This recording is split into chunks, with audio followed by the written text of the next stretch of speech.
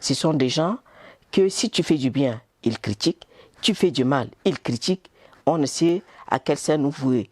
Mais nous, au niveau de la Fondation, nous sommes déterminés. Nous n'allons pas nous laisser tirer vers le bas par des critiques stériles. J'avoue que je suis étonné parce que de par le monde, les ONG interviennent dans les vies publiques, soutiennent, appuient les institutions publiques, les actions publiques. Et la Fondation Grand Cœur ne déroge pas à cette règle. Elle ne fait qu'appuyer les actions publiques. Et pour moi, quand une ONG ou des ONG interviennent en partenariat avec les institutions de l'État, c'est plutôt une plus-value. Ça ne devrait pas déranger.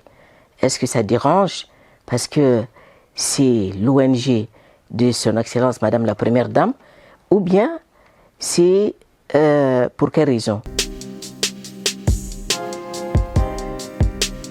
Dire quand même qu'on usurpe, c'est un peu trop dire, mais je pense que le partenariat qu'on a signé avec les départements ministériels, c'est pas fortuit parce que ce sont nos axes d'intervention et nous voulons que nos actions soient encadrées par ces départements ministériels dans la mesure où notre appui c'est au profit de leur département. Moi je pense que aussi c'est un faux procès. Nous sommes en train, si il y a besoin d'utiliser les structures de l'État, c'est au profit de la population. Parce que nous avons un partenariat et c'est parce qu'on voudrait être bien suivi et sous la tutelle du ministère. Autrement dit, si nous n'allons pas sous la tutelle du ministère, nous ne signons pas un partenariat, c'est le lieu de dire que nous sommes en train de vouloir usurper le rôle, les attributions du ministère.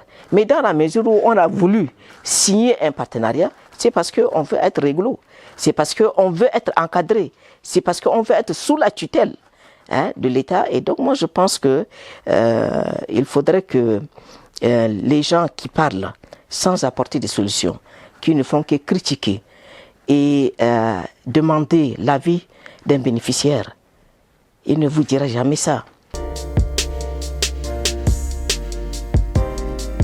On a connu ce problème de coronavirus.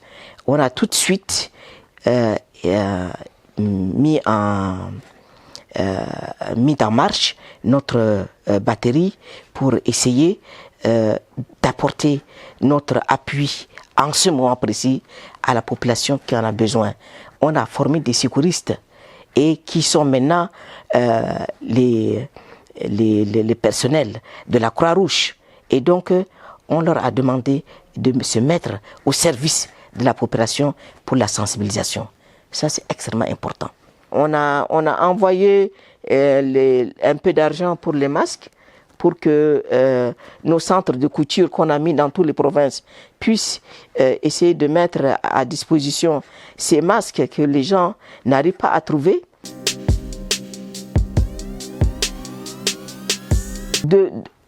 Depuis nos sources de financement jusqu'à nos partenariats, il n'y a rien à cacher et nous allons le rendre public.